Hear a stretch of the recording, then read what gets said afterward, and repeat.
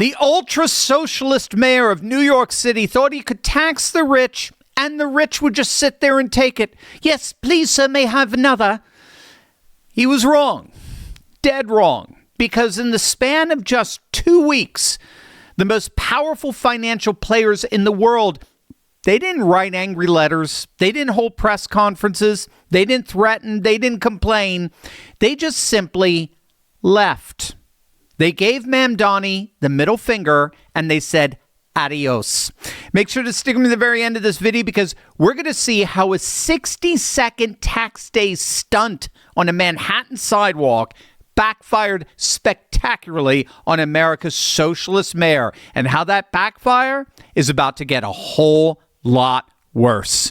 Hey gang, it's me, Dr. Steve, your Patriot Professor, celebrating yet another glorious day in the Trumpian golden age that you made possible back in November of 2024. So if you want a front row seat on how you continue to change the world in ways you never even imagined, make sure to smack that bell and subscribe button. Let's start with the latest polling coming out of New York because Mamdani's star looks like it's very, very quickly burning out. The latest polling has him down to 43% approval. That's a double-digit drop from when he was inaugurated. It's lower than where Mayor Eric Adams was at this time in his mayorship. And there's good reason, good and ample reason for such a drop. When all's said and done, Mamdani has no money. And if he ain't got no money, then he ain't got no way of fulfilling his promise of bringing the warmth of collectivism to our nation's largest, most populous city. The city is broke. He's had to admit that. He's slowly but surely admitting that he's not even going to come close to fulfilling a tenth of his promises. So things are not going well for Mamdani. In fact, they're going spectacularly, historically, breathtakingly bad. And it all started with a 60-second video. When I ran for mayor, I said I was going to tax the rich. Well, today, we're taxing the rich. I'm thrilled to announce we've secured a pied-a-terre tax, the first in New York's history. This is an annual fee on luxury properties worth more than $5 million, whose owners do not live full-time in the city. Like for this penthouse, which hedge fund CEO Ken Griffin bought for $238 million. This pied-a-terre tax is specifically designed for the richest of the rich, those who store their wealth in New York City real estate, but who don't actually live here. But even so, they're able to reap the huge financial rewards of owning property in, dare I say, the greatest city in the world. And most of the time, these units are sitting empty, since again, they don't actually live here. This is a fundamentally unfair system that hurts working New Yorkers. Now, it's coming to an end. This tax will raise at least $500 million directly for the city. It'll help fund things like free childcare, cleaner streets, and safer neighborhoods. As mayor, I believe everyone has a role to play in contributing to our city, and some a little bit more than others. Happy Tax Day, New York. What a freaking psycho. Talking about a smiling assassin. I mean, only a Democrat could possibly find joy and delight in raising taxes on their fellow citizens. But regardless, as you just heard, inside that building on the 79th floor sits a 4-story penthouse that Ken Griffin, billionaire CEO of Citadel, one of the most powerful hedge funds on the planet, paid $238 million for. Now, Griffin was in Florida when Mamdani's little stunt went viral. He didn't see the video for hours, but somewhere inside Citadel's executive floor, an email was already being drafted. And that email would end up blowing up a $6 billion construction project and send a shockwave through every city council, every governor's mansion, and every tax the rich mayor in the entire country. April 23rd, the Wall Street Journal reports on an internal memo from Citadel's chief operating officer, Gerald Bone, sent to all of Citadel's New York employees, and the memo called Mamdani's targeting of Griffin shameful and accused the mayor of ignorance and disdain. And then, buried inside the memo, lied the fate of Citadel's massive planned skyscraper at 350 Park Avenue in Midtown. That building project was now officially on ice. Instead, Griffin is officially expanding his Miami headquarters and turning his back on the insanity that has taken over New York City. So where does that leave us at 350 Park? That leaves us with the fact that we went to Miami and revised our building plan to make it a bigger office building. You're bailing? So what do we do at 350 is still a point of discussion internally. But what is no longer a point of discussion is that Miami is now, when we moved from Chicago, there was a debate between New York and Miami. It's unquestionably true that we made the right choice. I'll leave it at that. It's unquestionably true that we made the right choice. And now what the mayor of New York has made clear to my partners, and principally my New York partners, is that we need to double down on our bet in Miami, because we want to be in a state that embraces business, that embraces education, that embraces personal freedom and liberty, and that embraces people having an opportunity to live the American dream. And in other words, the contrast between blue states and red states has never been starker, and there is no imaginable, conceivable point on the planet for CEOs to occupy 1 square inch of real estate in a city that has a mayor, a lunatic, celebrating how he's punitively taxing you.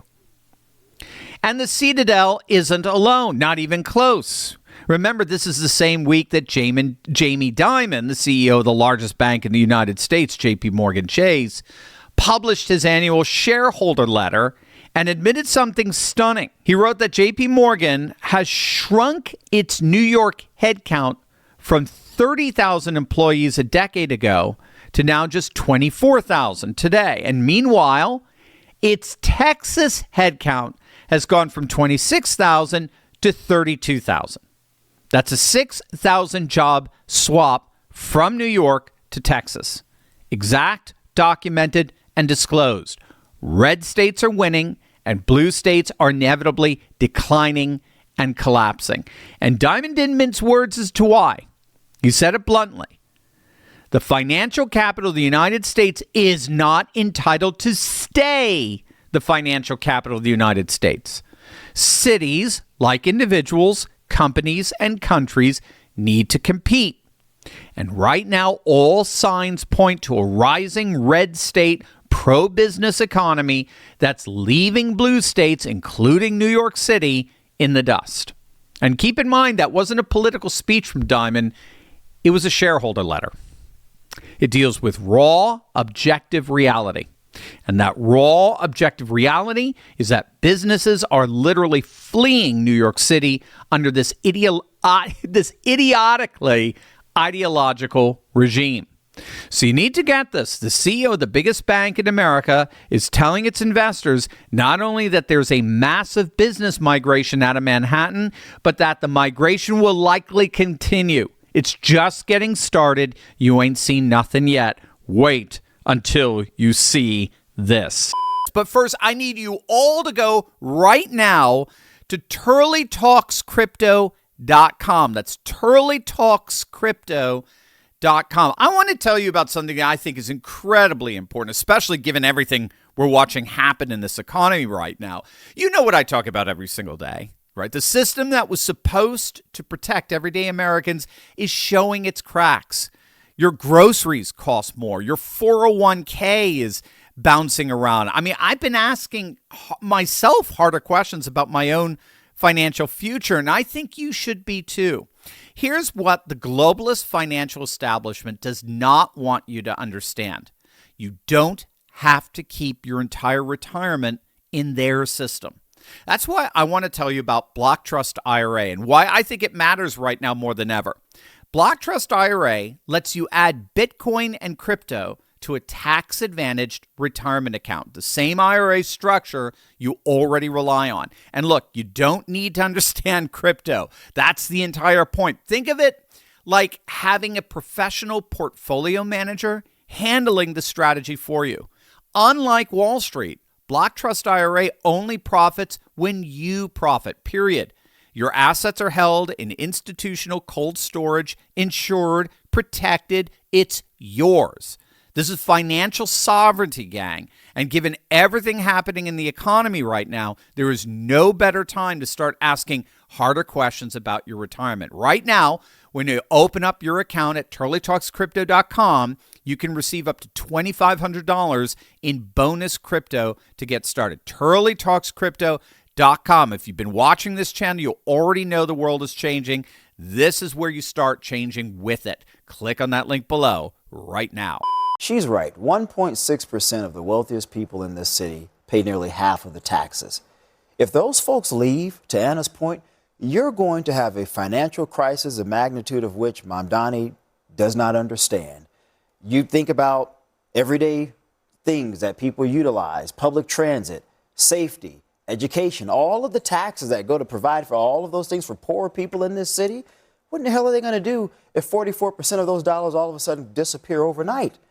And this is the short-sighted. I think the short-sighted nature of this very progressive or socialist mayor doesn't make any sense. You're right to have that debate. Kevin, let's share my close quickly, I'm in and then we'll agreement come back with you morally about the plight of working-class people. Like, I'm not going to ignore that. Everybody at this table, we have people in our own families that are working class. I'm never going to dismiss that.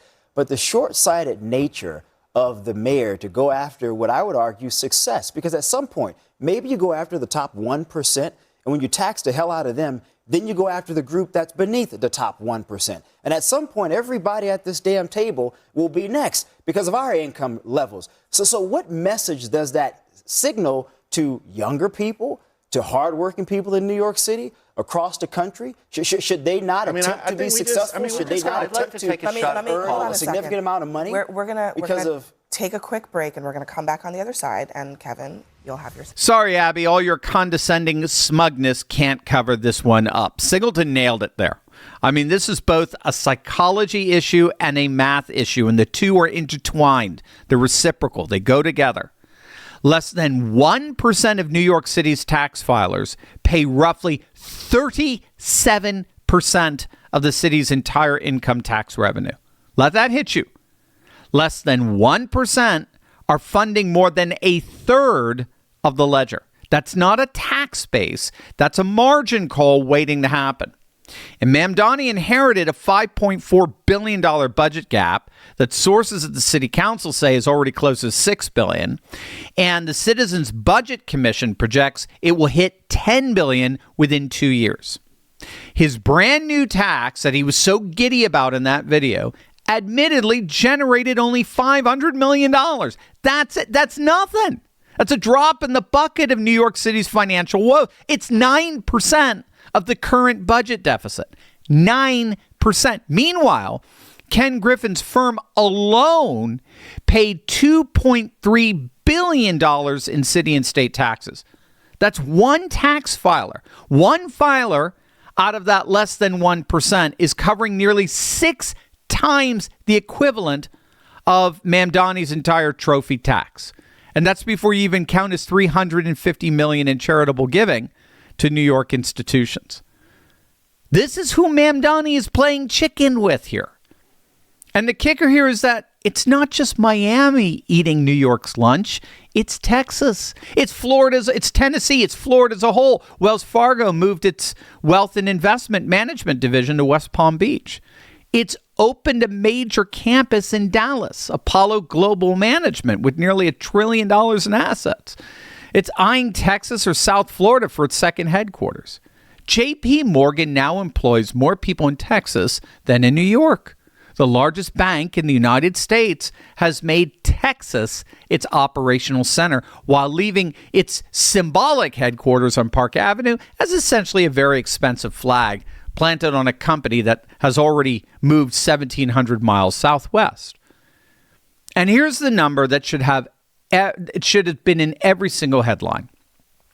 If New York State's share of U.S. millionaires had simply remained at 2010 levels, okay? If New York State share of U.S. millionaires had simply remained at the same levels they were at 16 years ago, the city would be collecting $2 billion more in personal income tax revenue this year.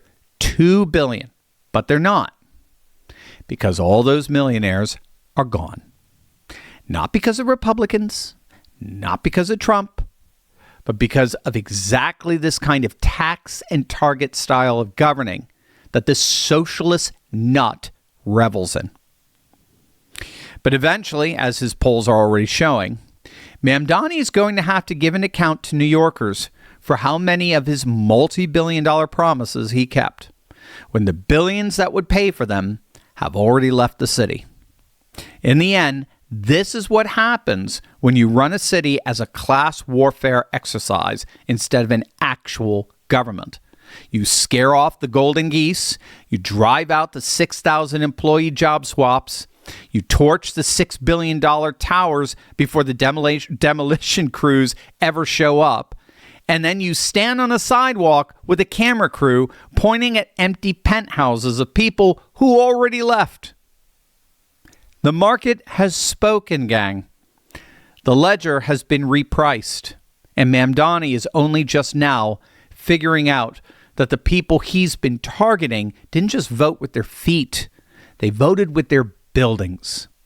And that sign, Miami is open for business, is the 4-word verdict on everything Mamdani promised New York would be.